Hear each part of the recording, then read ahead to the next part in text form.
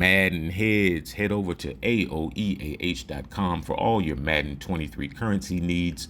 Using the promo code CoachDC404 will give you an additional 3% off. A link will be in the description below.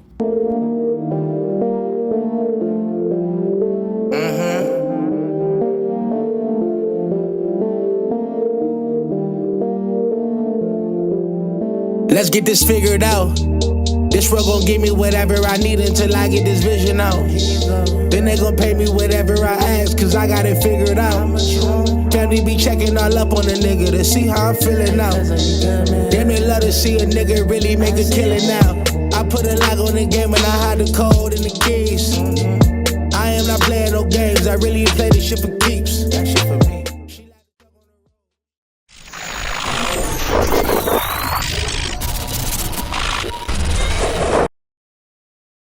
MaddenHeadz YouTube, what's going on?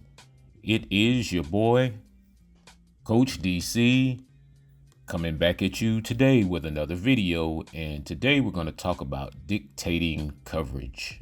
It seems like, on this game in particular, we have very limited time to throw the football because of the pressure. So one thing we have to do, especially against a lot of these man press zero kind of blitzes, is we have to start being able to dictate coverage. And the basic way that I do that is through motion. And what motion does is motion is going to let me know, give me an idea rather, what coverage the defense is in. So I like to motion a lot of slot guys, or a lot of the outside receivers so that they become slot guys. Or another rule I have is if I can find a formation where I can motion from either from outside the numbers to inside the numbers, or vice versa, from inside the numbers to outside the numbers. And the reason why I like to do that is because that in itself will drag the coverage. If it's man to man, the corner will have to travel with that guy, or they'll bump coverage, one of the two. So you see here they're traveling, so he actually comes from one side of the field to the other. And so for me, what that does is that kind of lets me know right off the rip, okay, this is straight man to man. So I'm looking for something quick. As you see here, it confused the user to a point where the user actually had the guy ended up having this receiver right here that's running that wheel that's wide open, but they had to switch out because the user just kind of stood there. He did not, he didn't see the assignment change. And so that's one thing you can definitely do to a lot of these zero coverage blitzes is kind of overload them, create, different flood concepts, just make them go from the 3 side to the 2 side. And what I mean by that is, especially with the nickel, the loop blitz, the 3-3 blitz, or whatever it is, it's 3. What I mean by go from 3 to the 2 side is that there are 3 defenders on one side, meaning there's a corner, there's the nickel corner and the safety on one side, and then there's a safety in the corner on another side. So if you can motion some of those guys that don't travel, meaning like the tight end, and if you see the safety move, it will kind of dictate to you what the coverage is. So you can catch these guys in a lot of situations where, even though they're in man-to-man, they have to user somebody, and normally they're going to user either the safety that has the running back or maybe the tight end, just kind of depends on what you're in. But if you start to add a little bit of motion to that, it will definitely get you some overload advantages to one side where you have 3 guys to a side and a guy running to the flats, and the safety on all the way on the other side of the field who's 30 yards away is covering him. And so those are just the kind of things that you have to keep in mind. Another thing is in zone. Okay, zones move a little bit different in motion. They kind of slide a little bit, so I kind of look for those little things. And then once you see that, now you get a clear seam here. Once you see, that the intermediate defender dropping over there to the curl flat.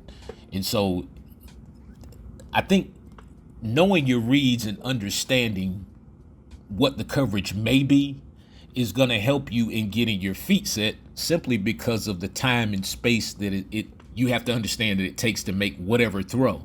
So a lot of times that we get caught in these situations by a lot of this pressure because our reads are way too long, and all you guys know it. Everybody knows it. We're complaining about the pressure, but we're complaining about the pressure because we can't throw our 30-yard pass that takes 5 or 6 seconds to develop or whatever. It's 3 seconds most times, and so you're gonna have to protect yourself at a level where you can get that route off, or you're gonna have to really stack your routes and sequence your routes in a way that gets that route open so that it becomes natural, meaning that you're going to have to take what the other guy gives you. In other words, you for all you guys who are out here forcing routes and forcing, the ball down the field right now, once these patches and all this stuff, comes and goes and we get into these franchise modes, you're going to have to play real football with this game to a certain degree, and you're going to have to take what the defense gives you. So a little bit of motion, some of the shifts, just even a little bit of motion like that where I just bring the guy inside, you're trying to create leverage and you're trying to create overload. So now when I bring this guy over here, I know, okay, that linebacker who looks like he's blitzing, if he moves one step in the wrong direction, I understand that okay, now it's a zone and I'm going to have certain things open. You see that where the user was going he thought the quick route was coming there and it wasn't. So, kind of waited with the little fade stop from the other side of the field, drop it right there, pick up the yards. On this game, man, if guys play, really good clock management, a 14-point lead on this game is a very large lead. Yes, it is very difficult to come back from 14 on this game. So the thing is to be very judicious. Is that what I want to say with the football?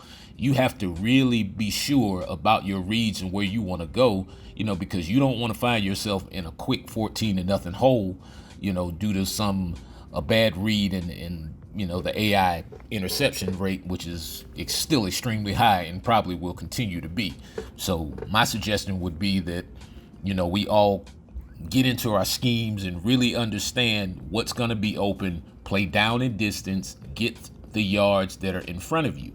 You can also use motion to create the matchup. So now as you see the traveling corner here, now I know I understand this is man-to-man on the backside over here with Kyle Pitts. And, even though it's an X-factor corner, I'm going to take that matchup simply due to size. We're going to go up in the air, see what happens. And fortunately, at that point, we come down with the catch. And so you have to understand how to create these matchups and create these leverage advantages, especially with some of these motions.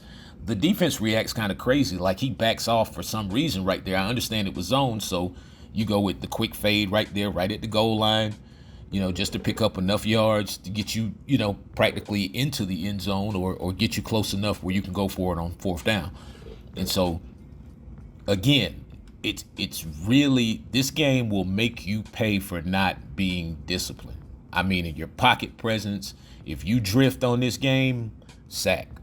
If you go out and you're just throwing passes and you really don't have an idea of what your reads are on a play, it's not going to end well because of the pressure. If you get a clean pocket, then fine. But if you don't get a clean pocket, it's going to be very difficult to punch the ball in a lot of times, and even to pick up, even in short yardage situations. It seems like anybody sheds on this game. But I mean, I don't have an issue with it. To me, it creates a skill gap, and it's going to make us all better players in the long run. So as you see right here in the practice mode, I'm just giving you guys an idea of like stuff you can do, like deuce close, you motion the guy one way, come back, get a route, give him, you're able to give the guy the tight end the zig route now. So then you come back and now you've created like a little mini scheme or a little, something right here where you're going to get open guys and open routes against that press man coverage